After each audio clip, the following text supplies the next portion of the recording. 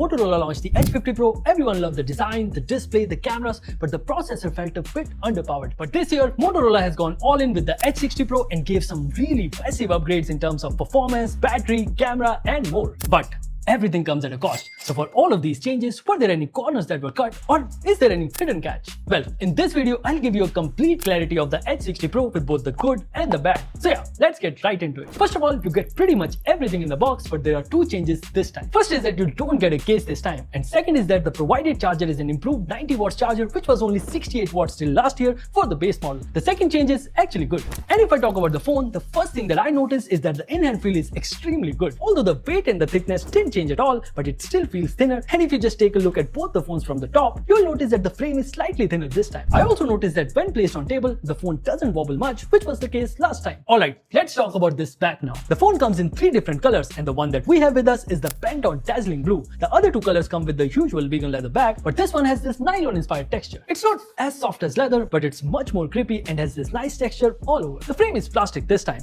but the phone is IP68 and IP69 rated along with military grade certification, so you can be as careless with this phone as your ex was with your heart. There's also an additional button on the left, which is a dedicated Moto AI key, but I'll talk about it in the software section. The Type-C port is USB 2.0 this time, but there's now a massive 6000 mAh battery inside, which is just hard to believe because this phone did not even gain a single inch or even a single gram. I'm just loving this new battery tech. Now, on the front you get this beautiful all-curved 1.5K POLED panel with 120Hz refresh rate and 4500 nits of peak brightness. I know, it's not 144Hz like last time, but it's better protected. Yes, this time you're getting Gorilla Glass 7 eye protection on the front, which is really good for peace of mind. I also watched a few movies on this phone and the experience was pretty good. There was proper HDR support in apps like YouTube and Prime, and the Dolby Atmos stereo speakers are also very well tuned. It's just that since Netflix is not pre-installed on this phone, you don't get HDR support. But other than that, the multimedia experience is pretty fine. One really interesting thing that I noticed is that the camera app on this phone is very fast and snappy, unlike other Moto phones. Even if you just open the camera app side by side on the Edge 50 Pro and the Edge 60 Pro, you'll immediately notice the difference. It's not just the camera opening, it's fast while changing modes as well as switching lenses. The rest of the phone is also very fast and smooth, and it's obviously because of the upgraded internals. The phone comes with MediaTek Dimensity 8350 Extreme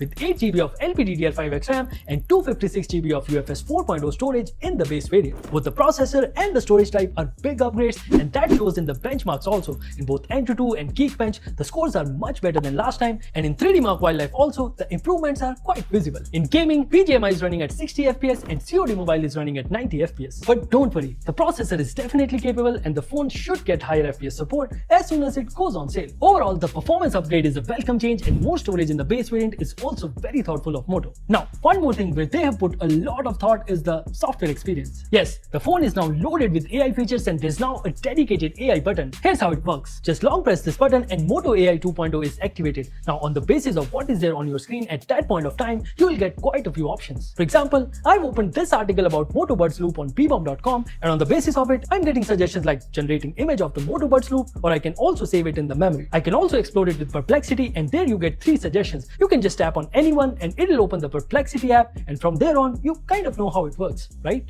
Now, this one is my favorite. It's called Next Move. This feature basically predicts your next move. Let's say you've opened up an Instagram profile of a music artist. When you click on the Moto AI button, it'll give you suggestions to create playlist for that music artist. And if you're watching a movie or even a movie trailer, it'll give you suggestions like generating posters and stickers like these, which is just super cool. There's also this very nice integration with Perplexity and Copilot, so you can just say, ask Perplexity, what are the chances of RCB winning the title this year, and it'll just open the specific app and give the answer. The 2 features that we saw on the Edge 60 Fusion are also improved here. First is the pay attention feature, which basically lets you record audio notes, but it now comes with speaker recognition and can also generate a summary. And the second one is Catch Me Up, which summarizes your notifications neatly like this, but now it also shows you the app from which you receive the notification, and you can even take action from here itself, which is pretty useful. Out of all the features, one of my most used one is Remember This, and it's actually very useful. With this feature, I can just ask it to remember a screenshot or a photo and add some context to it so that I don't forget. For example, I've already given it the information regarding my car keys, and now when I ask it, where have I kept my car keys, it tells me exactly where it is. By the way, both Remember This and Catch Me Up are completely on device, which is good. There's also this very cool feature called This on That. With this feature, I can just ask Moto AI to open WhatsApp on my laptop and it'll just just do that. And not just that, you can open multiple apps on your laptop just like this and multitask like a pro. And oh, I almost forgot. This phone is running on Hello UI based on Android 15 and will get 3 OS updates and 4 years of security patches. Let's talk about these cameras now. The 50 megapixel main camera sensor is the same as last time, but the aperture is small. The 10 megapixel telephoto can now do 50x AI zoom, and the ultra wide camera is upgraded to a 50 megapixel sensor, which is great. By the way, you can use it for macros also, plus there's a 50 megapixel selfie camera on the front. These are some of the photos that I took from this phone, and as you can see, they look very good with the colors, the HDR, and even the details. For example, in this photo, everything is crystal clear. The colors just pop, and even if you zoom in, the details are well intact. Now, I clicked this photo while we were testing a projector setup at our office, and it was very dark. But still, this photo has come out impressive with good amount of details and very accurate colors. This is also a very tricky photo for most phones, but this phone handled it well. And this scene is also not very easy to capture, but it came out nice. What impressed me the most is that there's no loss of details or color shift between the main camera and the ultra wide camera, no matter what. I wish I could say same for all phones. By the way, you can also take some super sharp macros like these from the ultra wide lens. The shots from telephoto lens are also equally impressive. Just look at this. The portraits keep a natural skin tone and the edge detection is also good enough. The selfies are pretty sharp with good details and it also keep a natural skin tone. So yeah, you'll have to apply the filter later. In terms of videos, all 4 cameras can do up to 4K 30 and this is a sample from the main camera. It's quite stable and it looks good, but I hope it gets 4K 60 with an update. Overall, what I love the most about these cameras is that they are very consistent. You don't really have to put a lot of effort. All you have to do is just point and shoot and it'll do the rest. Plus this time, the camera app is also a lot smoother, which is a big plus. By the way, I'll also be leaving the camera samples drive link in the description and while you're at it, press that like button.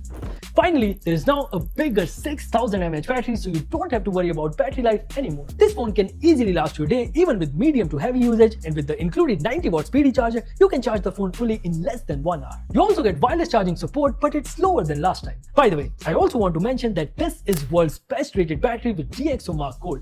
In terms of connectivity, it's pretty sorted with NFC, all the required 5G bands, but the Type-C port is now slower. Finally, the pricing. This phone launched at 29,999 and that's without stars, which means that there's no bank card, no offers. It's plain simple 29,999. For the price, I think Motorola has done a wonderful job with the H60 Pro. There are a lot of meaningful upgrades in terms of performance, camera, and even battery. There were some cost cuttings too, but overall, I think this is a solid choice under 30,000 rupees. So that's pretty much everything about the H60 Pro. If you guys have any questions, feel free to ask us in the comments and we'll answer them. And if you guys want us to review or maybe do a long-term review on this phone or maybe want any comparison, tell us in the comments and we will do that. Thank you for watching and I'll see you in the next one.